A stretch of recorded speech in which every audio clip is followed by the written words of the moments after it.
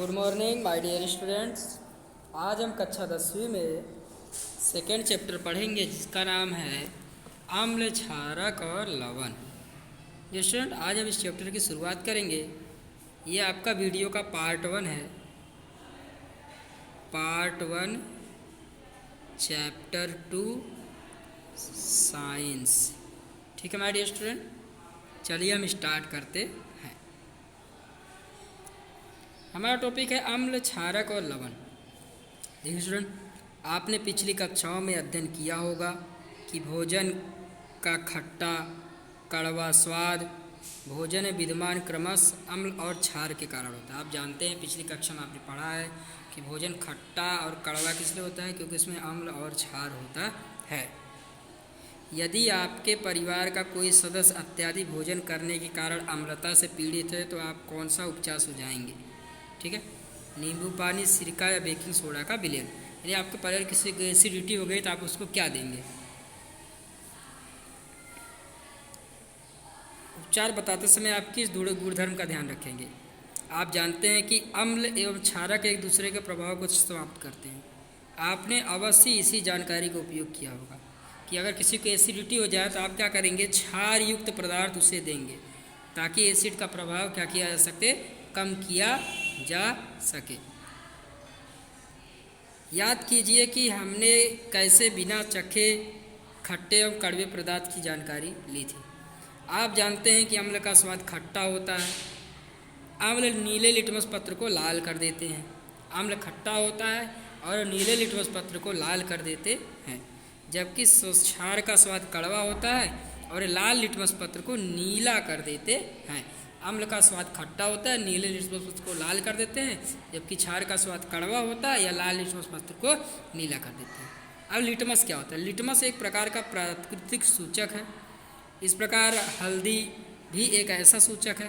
क्या आपने कभी ध्यान दिया है कि श्वेत कपड़े पर सब्जी का दाग लग जाए तो अगर सफ़ेद कपड़े पर सब्जी का दाग लग जाए पीले कलर का, आप उसमें साबुन घिसेंगे तो लाल भूरा रंग दिखाई देता है।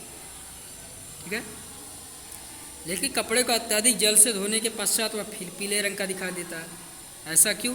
क्योंकि अम्ल क्षारक के जांच के लिए आप संश्लेषित सूचक जैसे मिथाइल ऑरेंज और फिनाप्थिलिन का भी उपयोग कर सकते हैं। यानी हम इन चीज़ों का भी उपयोग कर सकते हैं। इस अध्याय में हम अम्ल एवं क्षारक की विभिन्न अभिक्रियाओं का अध्ययन करेंगे। हमें जानकारी प्राप्त हुई कि अम्ल क्षारक कैसे एक दूसरे के प्रभाव को नष्ट कर देते हैं।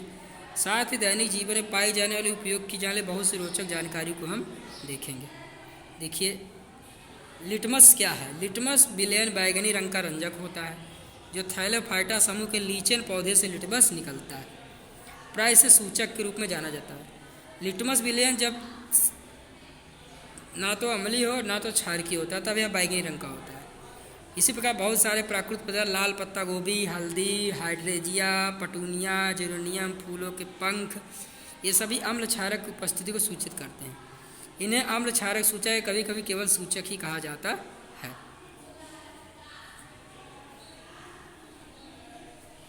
अम्ल क्षारक के रासायनिक गुणधर्मों का अध्ययन करना। चलिए हम देखते हैं करना क्या आपको। वैज्ञानिक प्रयोगशाला में HCl लीजिए, सल्फ्यूरिक एसिड लीजिए, नाइट्रिक अम्ल लीजिए, एसिडिक अम्ल लीजिए, सोडियम हाइड्रोक्साइड लीजिए, कैल्शियम हाइड्रोक्साइड लीजिए, पोटेशियम हाइड्रोक्साइड लीजिए, मैग्नीशियम हाइड्रोक्साइड लीजिए, अमोनियम हाइड्रोक्साइड लीजिए और सबको देखिए। करना क्या है? सबको नीले लिटमस पत्र, लाल लिटमस पत्र, फिनोप्थेन मिथाइल ऑरेंज के साथ अभिक्रिया कीजिए और चेक कीजिए। ठीक है, देखिए जो यहाँ पर HCl है एसिड है, H2SO4 एसिड है, नाइट्रिक अम्ल एसिड है, हाइड्रोक्साइड ये अम्ल एसिड है, इसके अलावा ये बेस है, ये बेस है। तो आप यहाँ पे लिखेंगे कौन सा एसिड है कौन सा बेस है।